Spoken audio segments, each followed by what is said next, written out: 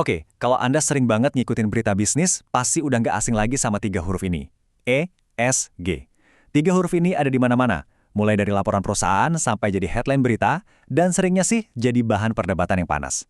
Tapi sebenarnya ESG itu apa sih? Nah, dalam beberapa menit ke depan, kita akan bedah bareng-bareng. Yuk, kita mulai dari pertanyaan yang paling mendasar, yang sebenarnya jadi akar dari semua ini. Apakah tujuan satu-satunya sebuah perusahaan itu cuma buat cari untung? Dulu, ya, di abad ke-20, ekonom ternama seperti Milton Friedman pasti jawabnya iya, tentu saja. Tapi lama-kelamaan, pandangan ini mulai ditantang. Muncul ide kalau bisnis itu punya tanggung jawab yang lebih besar dari sekedar mengisi pundi-pundi. Meskipun istilah ESG ini kedengarannya baru, gagasannya itu udah ada dari lama loh. Coba deh kita lihat perjalanannya. Semuanya berawal di tahun 70-an, waktu investor pakai uang mereka buat protes rejim apartheid di Afrika Selatan. Terus, maju ke tahun 1998, muncul konsep keren namanya triple bottom line. Idenya adalah, perusahaan itu nggak cuma harus mikirin profit, tapi juga people alias manusia dan planet. Dan akhirnya, puncaknya di tahun 2004 dalam sebuah laporan PBB, lahirlah secara resmi istilah ESG yang kita kenal sekarang. Jadi, intinya apa dong? Gampangnya gini, ESG itu ibarat kacamata baru buat menilai sebuah perusahaan. Kalau dulu kita cuma lihat laporan keuangannya aja, untung atau rugi, sekarang investor juga ngelihat tiga hal penting lainnya. Gimana dampak perusahaan ke lingkungan, gimana hubungan mereka sama masyarakat, dan gimana cara perusahaan itu dikelola. Nah, sekarang yuk kita kupas tuntas satu persatu apa sih arti sebenarnya di balik huruf E, S, dan G ini. Nah, ini yang menarik. Ternyata ketiga pilar ini bobotnya nggak sama loh dalam penilaian resiko. Menurut data dari Morningstar, faktor lingkungan atau I, itu seringkali jadi yang paling berat. Porsinya bisa lebih dari 43%. Ini nunjukin banget kalau isu kayak perubahan iklim itu sekarang jadi perhatian utama para analis. Pilar pertama, E, untuk environmental atau lingkungan. Ini semua soal jejak ekologis sebuah perusahaan. Pertanyaannya simpel, seberapa banyak polusi karbon yang mereka hasilkan? Gimana cara mereka pakai air dan sumber daya lain? Sampahnya dikelola gimana? Apakah mereka investasi di energi bersih? Intinya sih satu, gimana dampak operasi mereka ke planet kita? Lanjut ke S untuk social.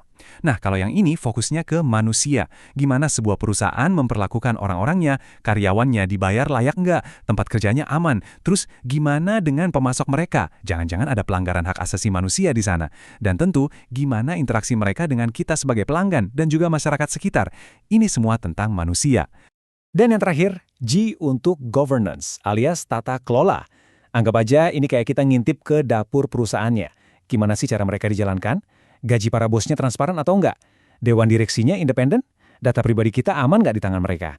Nah, pilar G ini memastikan perusahaan dijalankan dengan adil, transparan, dan akuntabel. Konsepnya kedengaran bagus dan jelas ya? E, S, J. Simple. Eits, tapi tunggu dulu. Dalam prakteknya, ESG ini justru jadi medan pertempuran yang panas banget. Yuk, kita masuk ke sisi kontroversialnya. Biar kebayang segede apa perdebatan ini, kita harus lihat angkanya.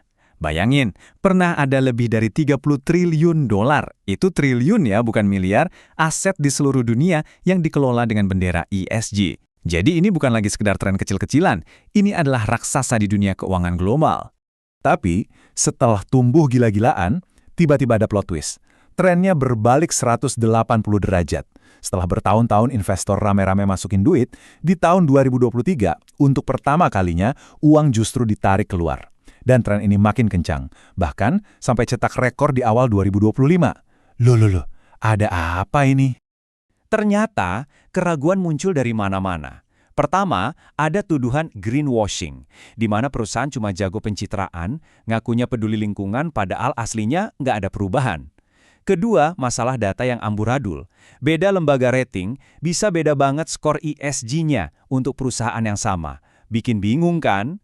Belum lagi ada serangan balik politik yang bilang ESG ini agenda terselubung. Dan tentu saja, perdebatan klasik. Investasi model begini beneran untung nggak sih? Nah, ini nih salah satu biang kerok kebingungannya. Ada dua cara menilai ESG yang beda banget. Yang pertama, peringkat resiko. Ini melihat gimana dunia bisa berdampak buruk ke perusahaan. Contohnya, gimana perubahan iklim bisa merugikan pabrik mereka. Satunya lagi, peringkat efektivitas. Ini kebalikannya. Gimana perusahaan berdampak buruk ke dunia. Contoh, seberapa banyak polusi yang mereka hasilkan. Makanya, jangan kaget kalau sebuah perusahaan minyak bisa dapat skor resiko ESG yang bagus. Mungkin karena mereka jago melindungi asetnya dari banjir, bukan karena mereka baik buat iklim. Ini yang bikin perbandingan jadi super sulit. Oke, jadi dengan semua kontroversi dan kebingungan ini, terus gimana nasibnya ke depan? Yuk kita coba intip masa depan dari gagasan di balik ESG ini. Ini pertanyaan krusialnya. Apakah label ESG ini sudah terlalu panas dan nggak relevan lagi? Atau jangan-jangan prinsipnya tetap hidup, tapi cuma ganti baju aja? Nah, para analis di S&P Global punya jawaban menarik. Katanya perusahaan-perusahaan sekarang mulai pintar. Mereka mulai menghindari kata keberlanjutan yang sering jadi bahan politik. Gantinya, mereka pakai bahasa yang lebih pragmatis, lebih bisnis, kayak keamanan atau ketahanan. Siapa coba yang mau mendebat pentingnya keamanan bisnis?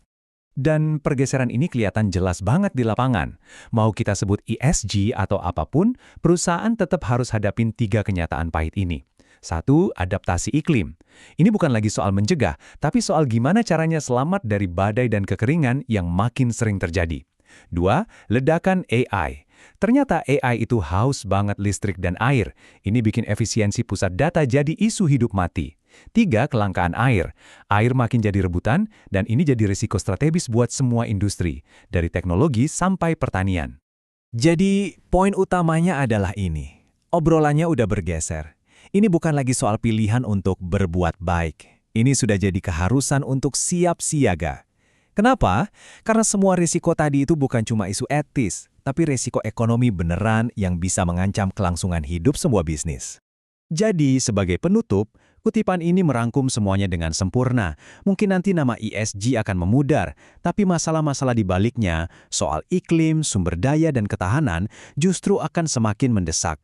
Tantangan bagi setiap bisnis dan investor adalah bagaimana cara menyeimbangkan kebutuhan saat ini dengan realitas jangka panjang yang sudah di depan mata, dan kemampuan menemukan keseimbangan itulah yang akan menentukan siapa pemenang dan pecundang di masa depan.